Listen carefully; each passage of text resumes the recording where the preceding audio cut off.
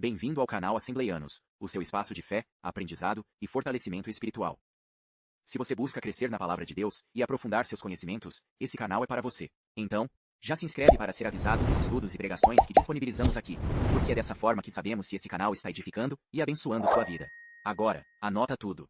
No vídeo de hoje, vamos abordar um tema fundamental para a nossa caminhada cristã. Vamos juntos entender mais sobre esse assunto, e como podemos crescer, cada vez mais em graça e sabedoria. E se essa mensagem transformar sua vida, aperta o botão do like. Já se inscreve no canal, ativa o sininho para ser avisado sobre os novos ensinos que iremos postar. Santa Congregação de Ministros e Obreiros do Senhor Jesus, paz do Senhor. Preciso da graça de Deus.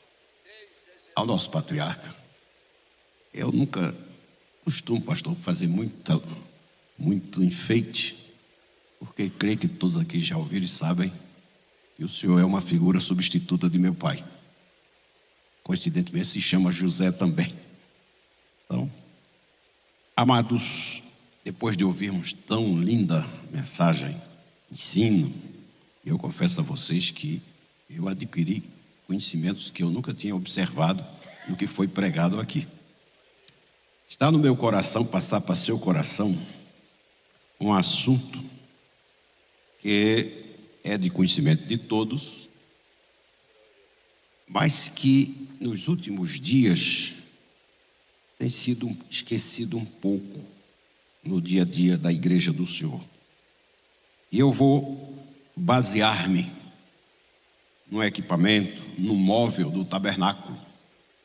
Eu peço que você abra a sua Bíblia no livro que registra a saída do povo de Israel do Egito, o livro do Êxodo, capítulo 30. Livro do Êxodo, capítulo 30. Dos versículos 17 ao versículo 21. Capítulo 30 do livro do Êxodo, versículos 17 ao 21. O Senhor também disse a Moisés. Todos os obreiros, por favor, o versículo 18, podem ler bem alto?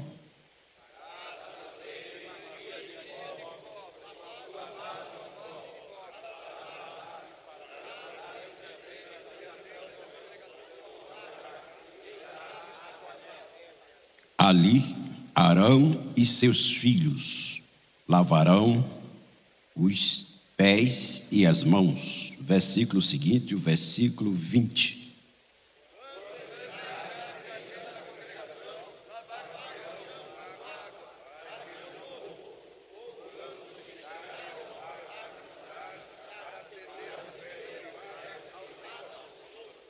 Aproveitando, o 21 diz o quê? É o último, versículo 21 diz o quê?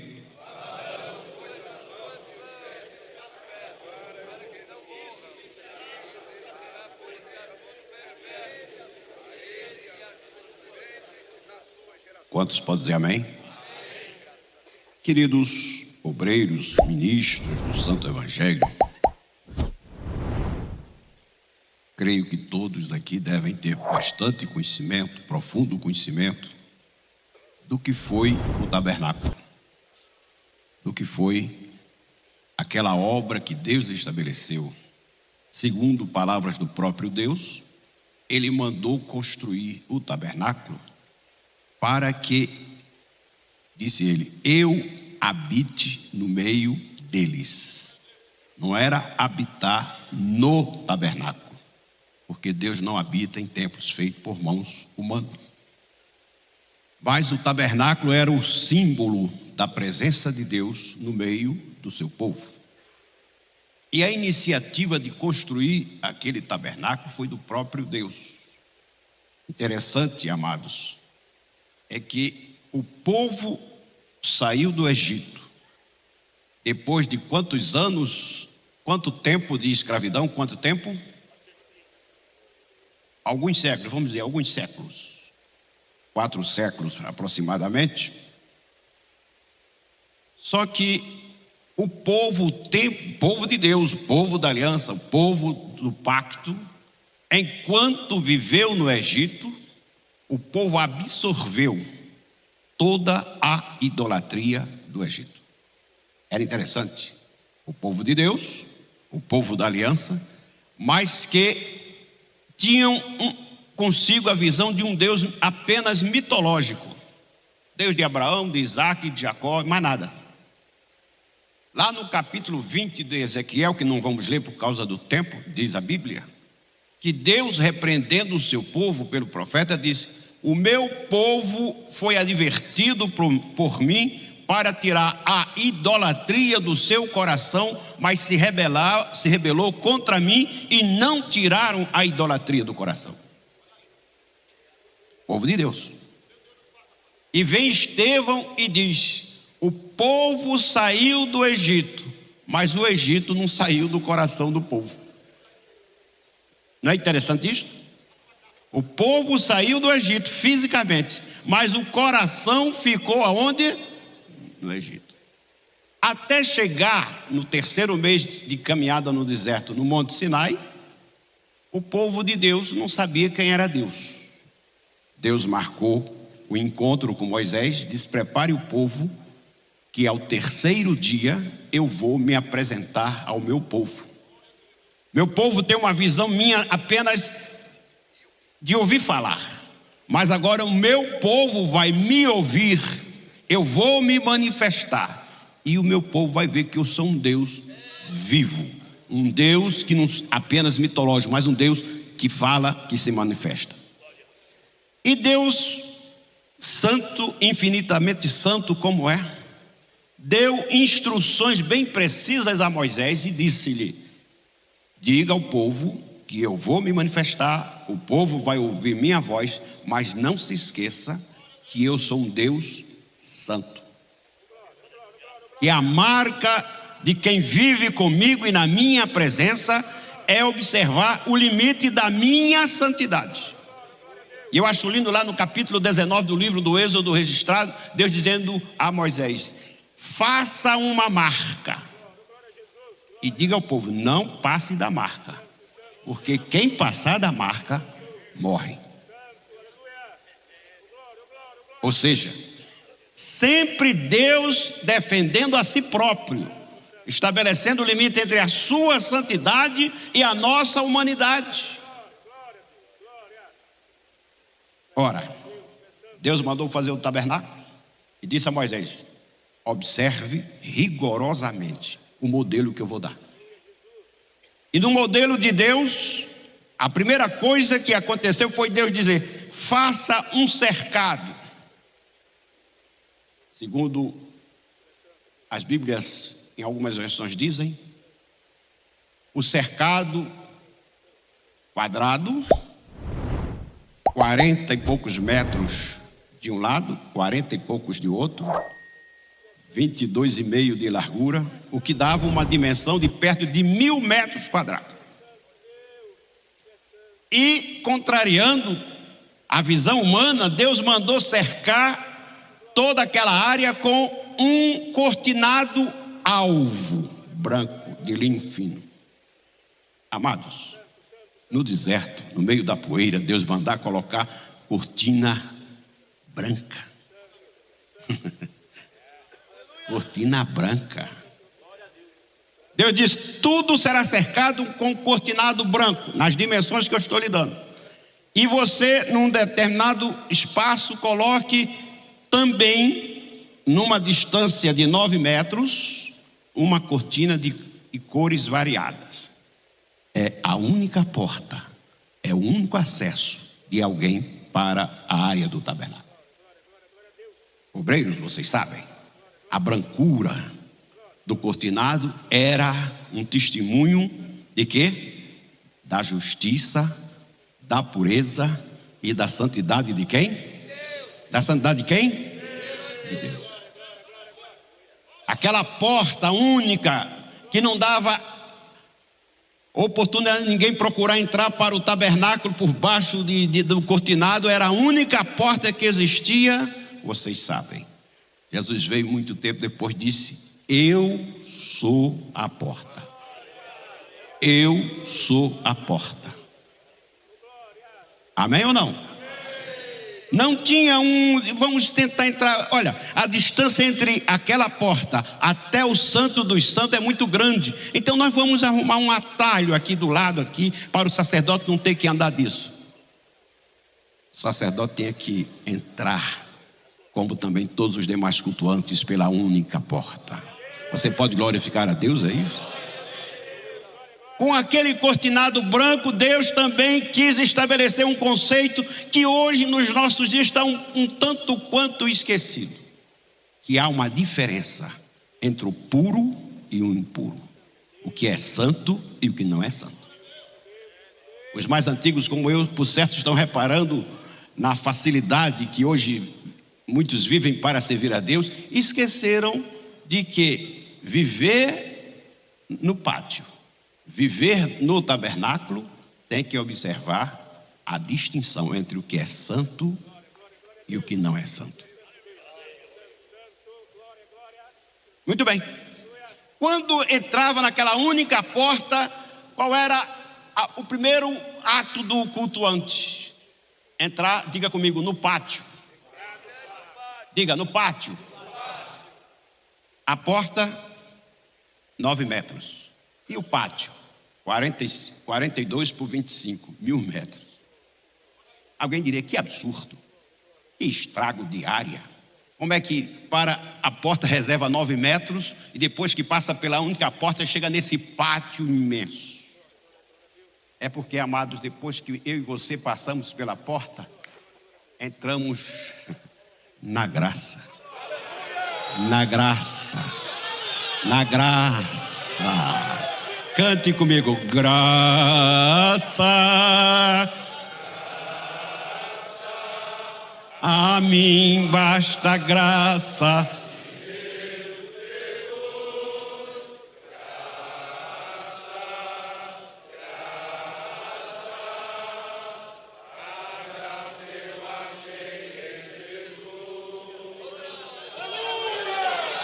Abra comigo a Bíblia na primeira carta de Paulo a Timóteo. O que é a graça em nossas vidas? Primeira carta do apóstolo São Paulo a Timóteo, capítulo 1. Eu tenho uma versão da Bíblia aqui que é bonita. O pastor Nilson já se referiu a ela, a nova versão transformadora. Gosto muito dessa versão. Capítulo 1, veja o que é que Paulo fala sobre ele e a graça de Deus. Capítulo 1, versículo 12, ele diz: agradeço àquele que me deu forças, Cristo Jesus nosso Senhor, que me considerou digno de confiança e me designou para servi-lo. Versículo 13, todos. Versículo 13, bem forte.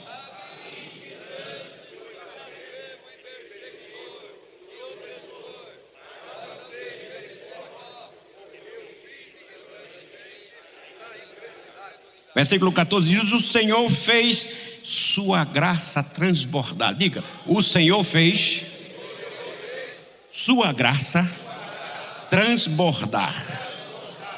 Diga comigo, e me encheu da fé e do amor que vem de Cristo Jesus. Todos leiam, por favor, o versículo 15. Versículo 15, bem forte.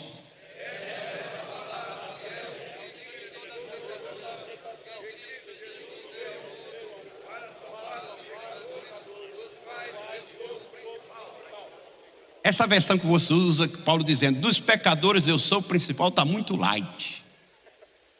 Na versão que eu tenho aqui diz: Cristo Jesus veio ao mundo para salvar os pecadores e eu sou o pior de todos.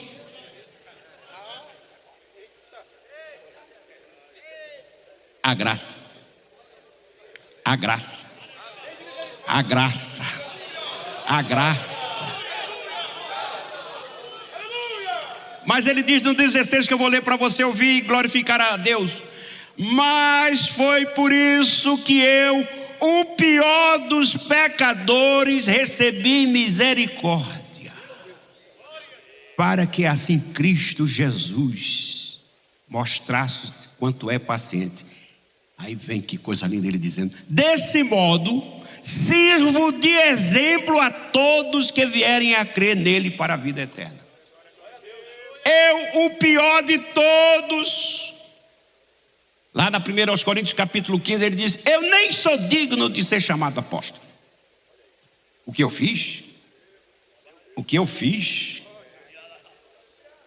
Eu ajudei a matar Estevão. Eu entrava nas casas arrastando os crentes para a prisão. Crianças gritando: não faça isso com papai, não faça isso com mamãe. Quero saber. Ele disse que Jesus está vivo. E eu tenho que provar que esse miserável não merece estar vivo. Vamos para a prisão, mas não faça isso, não quero saber. Qualquer terrorista do Estado Islâmico hoje é fichinha para Paulo.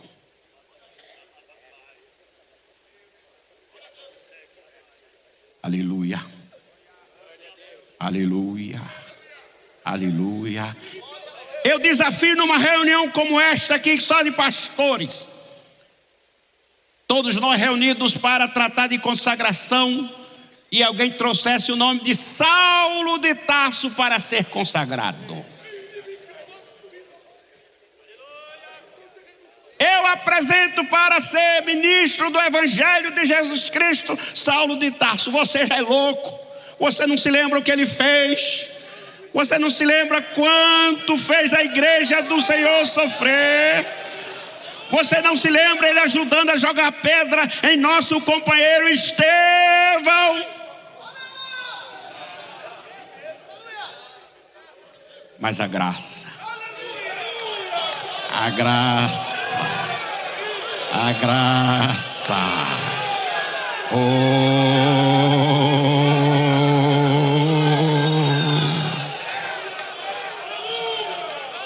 a graça, que só alcança a graça quem entra pela única porta. Não é quem entra por atalho, tem que entrar pela única porta.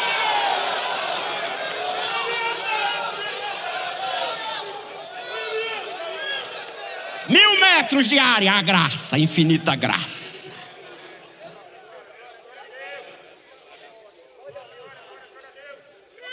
O que nós estamos estudando nesta manhã, amado, os primeiros crentes não tiveram essa bênção. Quando o Senhor disse: Ananias, pronto, Senhor, teu servo está à tua disposição. O que queres agora? Eu estou acostumado a servir a ti, Senhor. Levanta-te, vai à rua chamada direita, na casa de Judas. Põe tuas mãos sobre a cabeça de Saulo de Tarso. Como? Como, Senhor? As minhas santas mãos que têm sido postas sobre enfermos e tu tens curado, agora eu vou colocar na cabeça de quem, Senhor? Saulo de Tarso. E para tua informação, ele está orando.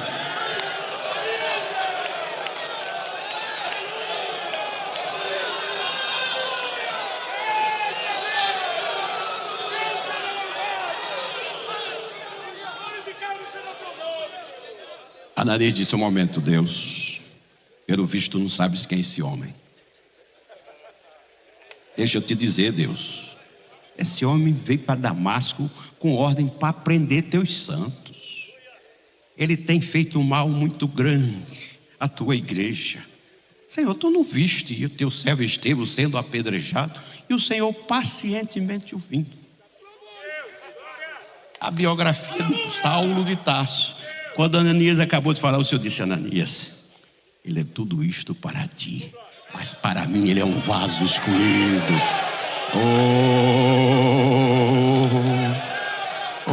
Tu és um vaso escolhido não pelos teus méritos, mas é pela graça, é pela graça, é pela graça.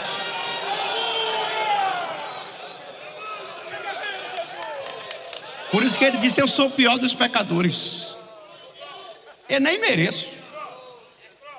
Mas, amados, quem entrava naquela imensidão do pátio, ou seja, um símbolo da infinitude da graça de Deus. Engraçado que, pastores, que na igreja primitiva, o grande teste foi Barnabé de braço dado. Pastor, querido pastor José, Barnabé disse: vamos comigo. Eles não vão te aceitar, mas vamos comigo. Quem é esse aí, Barnabé? Saulo de Tarso.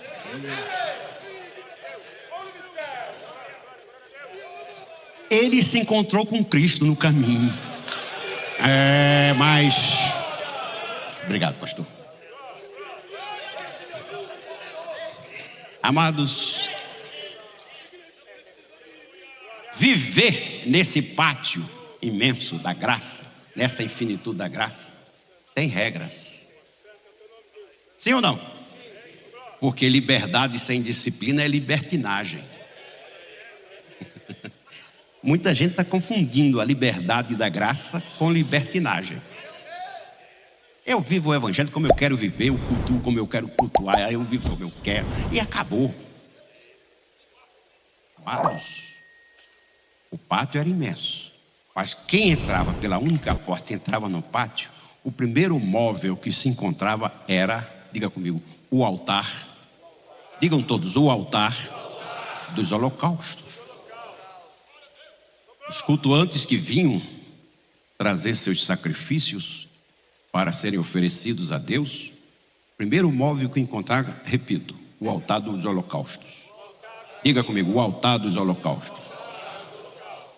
Os animais eram recebidos, mortos e colocados no altar dos holocaustos. Até ali tudo bem. Os sacerdotes estavam ali para ministrar o sacrifício. Só que aquele altar dos holocaustos representavam simbolicamente quem? O Calvário. Era no altar que os animais eram mortos e sacrificados e queimados. Sim ou não? Sim ou não, amados? Representavam quem? O altar representava quem? O Calvário. Não foi no Calvário, como já foi ensinado hoje de manhã aqui, que Cristo deu a sua vida? Sim ou não? Foi no Calvário. Então até aqui, entrou pela única porta, está dentro da graça, da infinitude do pátio, mas chegou no Calvário. Muito bem. Calvário, animal morto e tal. Mas, amado, aos sacerdotes, ali estava o trabalho. Mas o verdadeiro ofício do sacerdócio estava onde? Estava onde? Onde era que se manifestava a glória de Deus? Aonde? Está todo mundo com medo. Oh, Jesus. Eu não creio que vocês não sabem disso. Para mim, vocês, como no meu tempo de criança, falavam cartilha de ABC, né? Carta do ABC. No Santo dos Santos. Sim ou não? Não era lá que estava a Arca da Aliança, o propiciatório? Não era lá que a glória de Deus se manifestava? Sim ou não? E aqui começa o que eu usei como base aqui. Diga comigo. A pia de bronze ou de cobre. Até o altar tudo bem, dos holocaustos.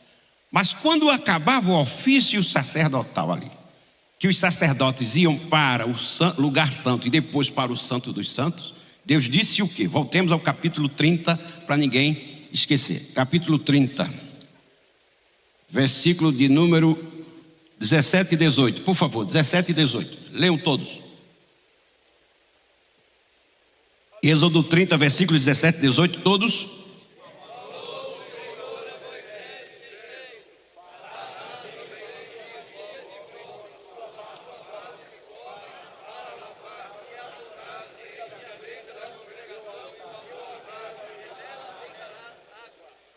Versículo 19.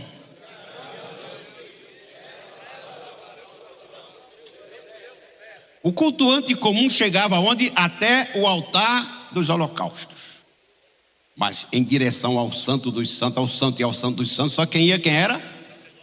Somente os Arão e seus filhos. E por que não dizer nós hoje? Que Deus nos constituiu sacerdotes dele, sim ou não, amado? Somos ministros do Senhor. Ministramos o que é sagrado no altar do Senhor, sim ou não? Sim ou não, amados? Muito bem. Deus diz: Quando terminar o ofício do altar dos holocaustos, agora, Moisés, eu vou dar instruções para Arão e seus filhos. Exatamente isso aqui. Ministros do altar. O cultuante voltava do altar dos holocaustos, mas quem continuava lá para o Santo dos Santos era Arão e seus filhos. Aí Deus disse: faça o seguinte, Moisés, faça uma pia de bronze ou de cobre, coloque entre o altar dos holocaustos e a tenda. A pia, você coloca, vai ser o segundo móvel do tabernáculo, dentro daquela área toda. Primeiro, o altar dos holocaustos. O segundo móvel era, diga comigo, a pia de bronze. Interessante que de todos os móveis do tabernáculo, Deus deu a medida. A pia de bronze não.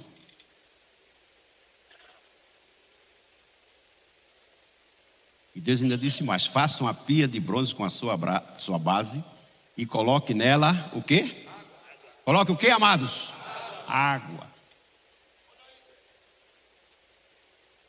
E diga a Arão, e diga a seus filhos, que não tentem entrar no santo, nem no santo dos santos, sem primeiro passar na pia de cobre.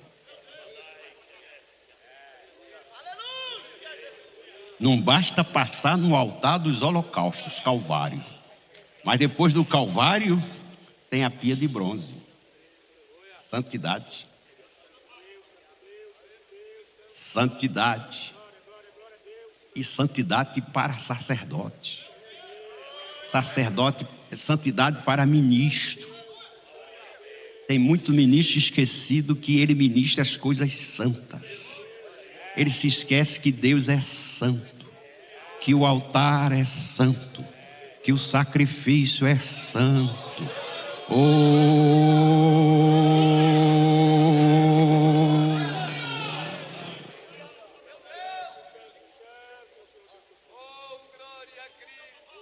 Desculpem dizer a vocês, mas pela misericórdia de Deus, eu venho para cultuar a Deus na Assembleia de Deus antes de nascer. Antes de nascer. Minha mãe estava grávida de mim e me trazia para o culto. A minha mãe é membro da Assembleia de Deus há 82 anos. Está viva e fez 100 anos no dia 7 de janeiro. Casei com uma mulher que, como eu, nascida na casa do Senhor. Outro dia eu conversando com ela, disse: Elisama, será que nós estamos na mesma igreja ainda? Será? Será? Até onde eu sei, eu fui batizado em águas em 1967. Eu ia fazer 15 anos. O Jazias está mostrando a fotografia da minha mãe quando fez 100 anos. Está no YouTube aí.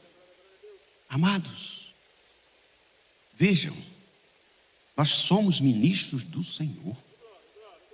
E comparar a visão de santidade da nossa igreja atual com o passado,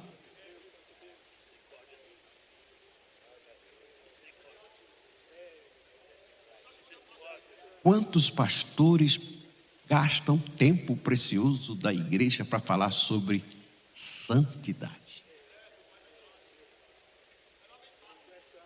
Congressos imensos, multidões, milhares de pessoas, e ninguém para dizer ao povo que a santificação não é opção, é condição indispensável para alguém chegar diante de Deus.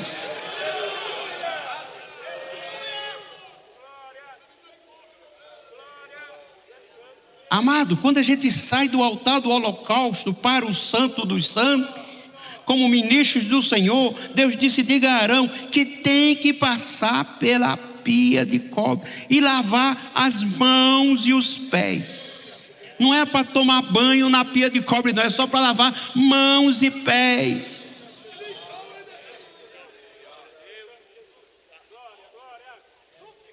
Muita gente querendo ministrar o que é sagrado e divino, sem observar essa regra. Mãos sujas, mãos pecadoras, mãos que metem a mão no sagrado e tiram o que não é dele.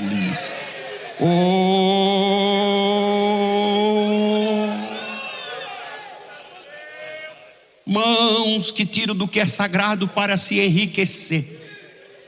Quer enriquecer, vá ganhar dinheiro, vá ser um profissional, monte o seu comércio, mas naquilo que entra no gasofilácio é santo, é santo, é santo, é sagrado.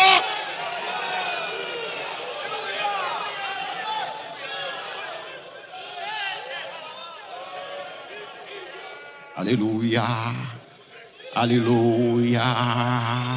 Muitos como os filhos de Eli, que estão fazendo garfo de 3 dentes. Deus mandou fazer garfo de 2 dentes, mas faz de 3 para pegar mais carne do que deve. Aleluia, aleluia, aleluia, aleluia.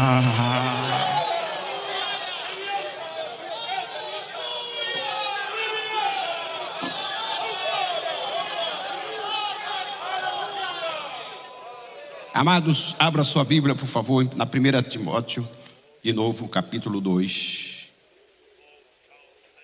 Lavar as mãos na pia de cobre.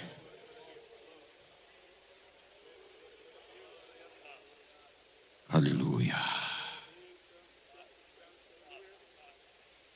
Vocês devem lembrar do versículo que agora passou na mente. Quero que todos os homens levantem. Capítulo 2, pastor Samuel está nos ajudando. 2:8 da 1 Timóteo. Leia bem forte aí, obreiro do Senhor. 2, versículo 8, diz o quê?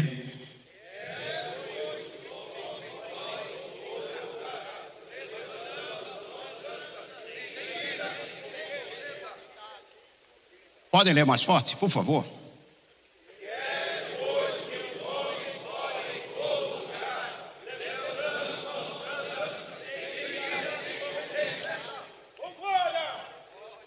Levantem mãos o quê?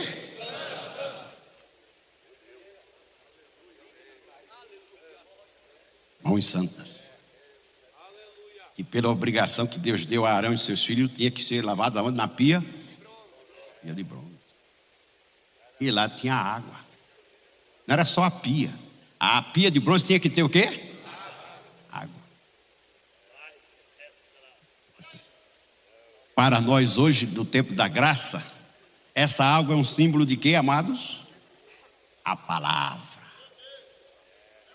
Vós já estáis limpos pela que vos tenho falado.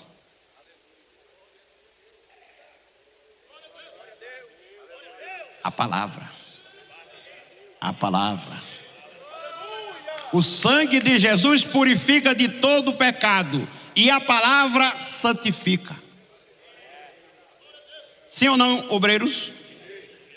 O sangue, diga comigo, o sangue de Jesus purifica-nos de todo pecado, mas é a palavra que nos santifica em tudo.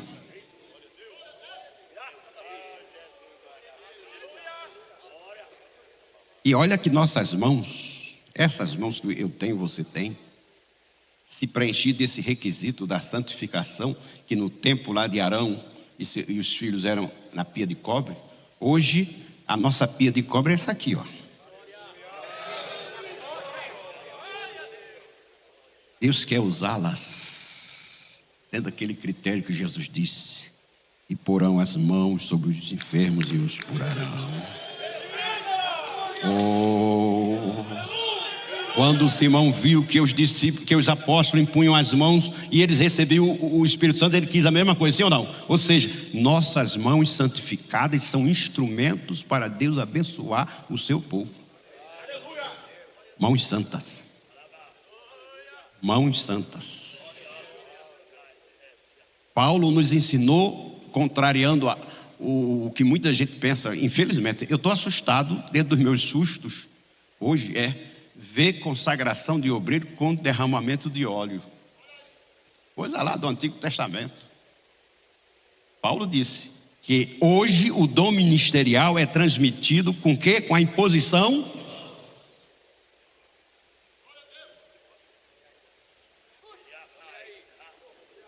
Aí Paulo diz: Timóteo, não imponhas precipitadamente as mãos. A Assembleia de Deus na qual servimos a Deus, eu me lembro da época que para um pastor chamar alguém, diz: vem cá, irmão, você está sendo consagrado ao ministério. Para ele chegar a este ato, ele orou, Deus revelou, ele testou, ele provou. Porque aqueles pastores antigos, eles não se contentavam em receber a revelação de Deus, eles faziam seus próprios testes.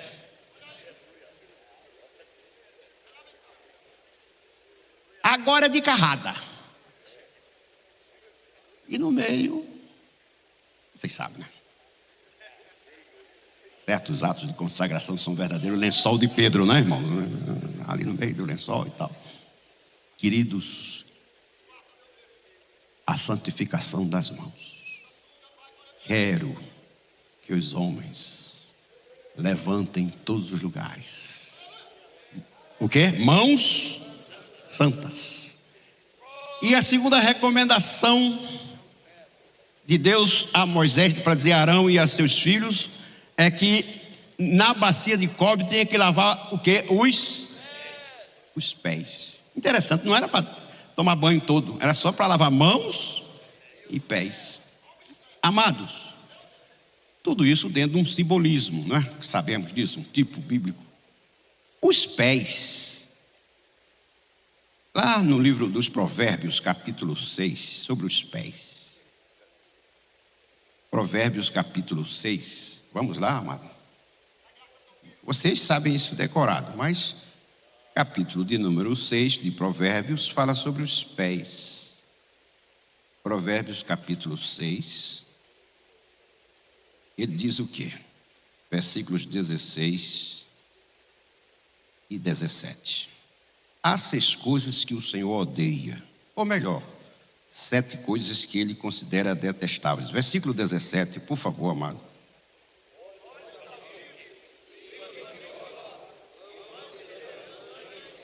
E o versículo 18, bem forte, por favor, versículo 18.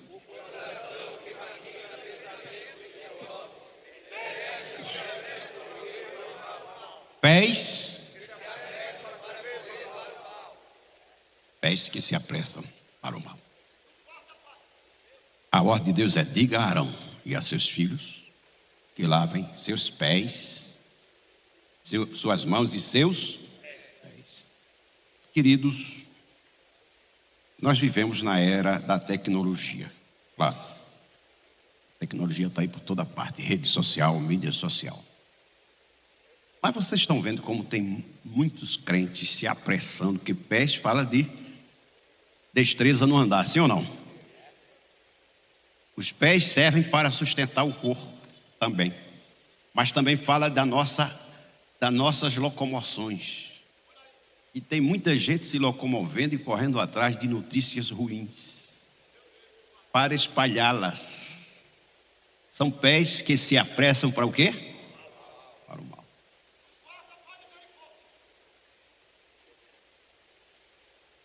Simbolicamente, o nosso mestre deu uma aula para nós hoje sobre pés que precisam ser santificados. Quando ele, naquela última noite com seus 12 discípulos, ele tirou sua capa, colocou uma toalha. Olha o significado dos pés, passando na pia de cobre. Jesus veio, os 12 ali, e foi o quê? Foi o quê? Lavando o quê? Os pés. Eram 12 sentados diante dele para ele lavar os pés. Só lavou de 11, não foi? Lavou de 11 ou dos 12? Ah, Judas também? Ele não excluiu, não?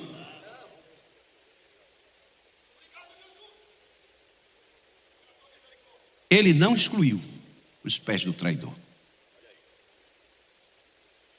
Nosso querido apóstolo Pedro, com aqueles rompantes lindos dele, disse: Senhor, tu queres me lavar os pés? Não aceito. Jesus disse: Pedro, olha a importância de lavar os pés na pia de bronze. Pedro, se eu não te lavar os pés, tu não tens parte comigo. Quando o Senhor disse: Moisés, diga a Arão e seus filhos, não tente ir para o Santo dos Santos sem passar na pia de cobre. E nela tinha que lavar o quê? Obreiros, quer que os sacerdotes tenham que lavar? Mãos e... Nesta manhã eu termino esta ministração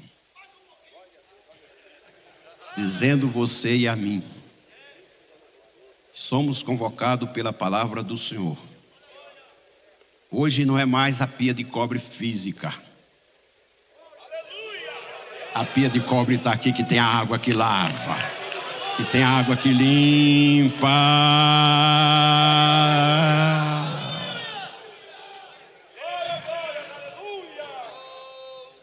Fique em pé, por favor, companheiro, fique em pé. Aleluia.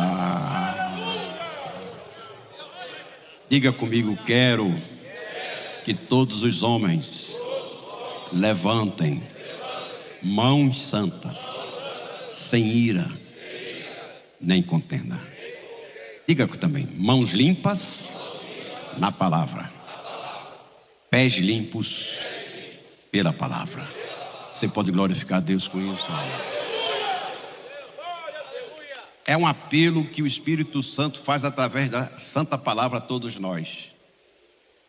Vamos ministrar a palavra ao povo, mano. Ou vamos encher a pia de cobre de água. Aleluia. Gaste tempo botando água na pia de cobre. Mas o povo não gosta quando não tem água. Se a pia de cobre tem água, o povo quer ser lavado.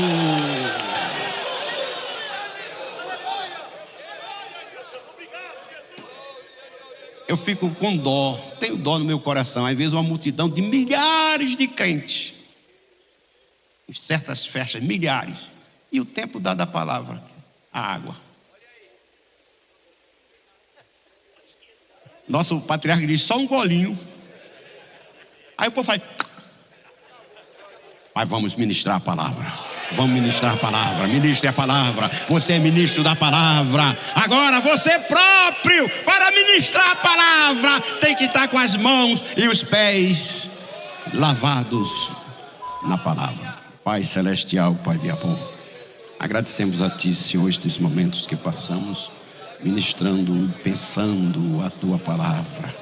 Continue falando aos corações dos Teus servos, Teus santos obreiros, Senhor, que tem a santa responsabilidade de ministrar a palavra ao Teu povo. Desperta, ó Espírito Santo, a responsabilidade no coração de cada ministro. Oh, que o povo de Deus está precisando de passar pela pia de cobre, Deus. Oh, Santo Deus, ministra aos nossos corações, Teus servos. E que possamos, como ministros Teus, lavados pela palavra, darmos exemplos de santidade ao Teu povo. É o que Te agradecemos em nome de Jesus. Podem sentar. Já compartilha com seus amigos e irmãos para que a palavra de Deus chegue a mais corações, e eu te vejo no próximo vídeo que separei para você aqui no canal.